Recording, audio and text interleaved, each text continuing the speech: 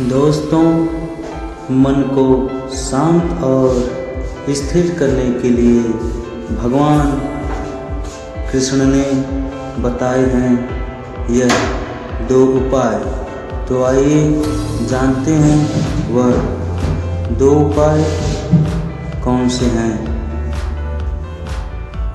किसी भी चीज़ को समझने के लिए सबसे पहले मन को शांत रखना चाहिए और फिर काम पर ध्यान देना चाहिए, क्योंकि हम मन से ही प्रश्न खोज लेते हैं और मन में ही जवाब देकर बैठ जाते हैं।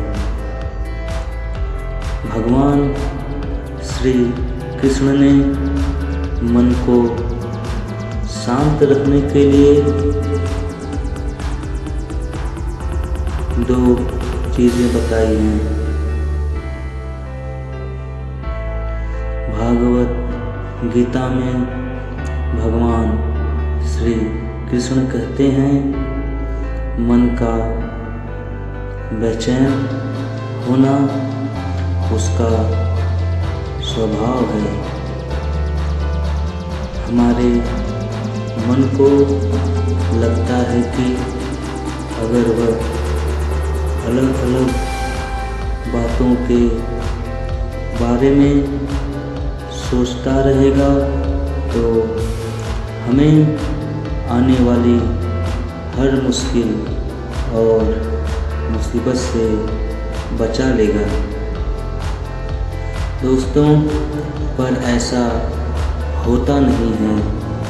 हम अपने जीवन का काफ़ी अधिक समय सोच विचार करके परेशान होने में निकाल देते हैं।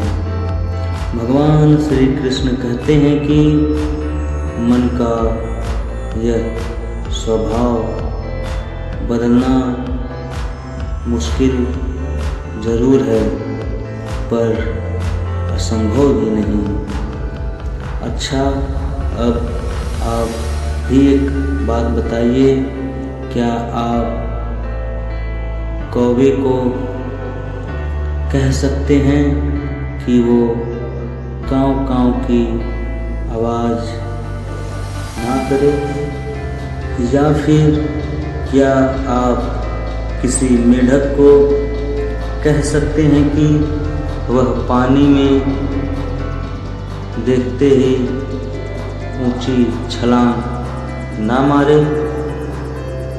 हमारे मन का भी कुछ ऐसा ही है। जीवन में कुछ भी होता है, अच्छा या बुरा, हमारा मन उस पर काँव-काँव करने लगता है। और काँव-काँव से मेरा मतलब है चिंता करना, व्याकुल होना। कोई बुरी बात होती भी नहीं है और मन परेशानी की ऊंची ऊंची लपेटें लेने लगता है। कभी कभी तो मुझे ऐसा लगता है कि हम में से कई लोग सिर्फ परेशान होने के लिए जीते हैं। सारी परेशानी, पीड़ा, दुविधा अक्सर हमारी मन की बनाई हुई कहानियाँ होती हैं। भगवान श्री कृष्ण हमें हमारे मन को शांत और स्थिर करने के लिए 2 उपाय देते हैं। पहला, ध्यान लगाना, जिसे मेडिटेट कहते हैं। दूसरा, वैराग्य भाव सीखना।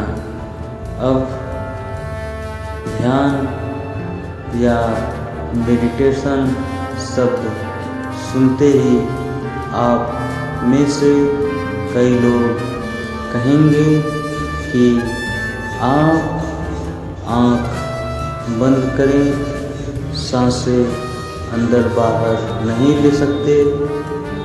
यहाँ हम सब गलती कर बैठते हैं। मेडिटेशन या ध्यान का मतलब सिर्फ आँख बंद करके बैठना नहीं होता है। मेडिटेशन का मतलब होता है अपना पूरा ध्यान किसी चीज़ पर केंद्रित करना या लगाना होता है और उसे हटने नहीं देना है। अगर आप रोटी बना रहे हैं तो सिर्फ उस बात पर ध्यान दीजिए। अगर आप पिक्चर देख रहे हैं तो अपना पूरा ध्यान पिक्चर पर लगाएं। यह मत सोचिए कि पिक्चर देखकर आप अपना कितना वक्त बर्बाद कर रहे हैं। जब आप जीवन के हर छोटे बड़े काम को पूरे ध्यान से करते हैं तो आपका जीवन ही एक मेडिटेशन बन जाता है। ऐसे जीवन में शांति, स्थिरता, साहस और सफलता का होना अनिवार्य है। वैराग्य का दूसरा उपाय, वैराग्य का अर्थ यह नहीं कि आप सब कुछ छोड़कर जंगल में जाकर बैठ जाएं। वैराग्य का सच्चा अर्थ है कि आप जो काम कर रहे हैं उसका क्या नतीजा या रिजल्ट निकलेगा उसकी चिंता ना करें। जैसे अगर आपने कोई इंटरव्यू दिया, आप यह कर सकते हैं कि पूरे मन से तैयारी करें और अपना बेस्ट देकर आ जाएं। वह नौकरी मिलना या ना मिलना आपके हाथ में नहीं है। इस नतीजे के पीछे